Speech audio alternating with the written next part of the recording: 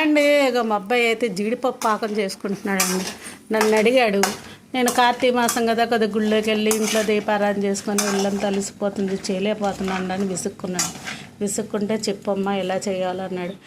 కొద్దిగా నెయ్యి వేసుకొని దోరగా వేయించేసుకున్నాడు. నేను విసుక్కోవటం వల్ల మా అబ్బాయికి ఒక పని వచ్చేసిందండి. నాకు చాలా సంతోషంగా ఉంది. బెల్లం ఎంత పడుతుందమ్మా అని అడిగాడు. 300 పడుతుందని అన్నాను. అది శుభ్రంగా చేత కొట్టేసుకొని తిప్పేసుకుంటున్నాడు. ఏంటా ఫోన్ చూసుకుంటున్నాడని వంటింట్లోకి వచ్చాడు. చాట్ జీపీ తీసుకొని అందుట్లో చూసుకొని చేసేసుకుంటున్నాడు వాడు. పర్వాలా, ఓకే దట్స్ గుడ్. పాకం తెలియలేండి పిలిచాడు. ఒక ముద్ద పాకం వచ్చింది. ఆ దోరగా వేయించుకున్న జీడిపప్పు అందుట్లో వేసేసుకున్నాడు. తిప్పేసుకుంటున్నాడు. ఇంకా ఫైనల్గా ఒకసారి పిలిచాడు. అమ్మ ఒకసారి చూడమని చూశానండి. పాకం బాగా కుదిరింది.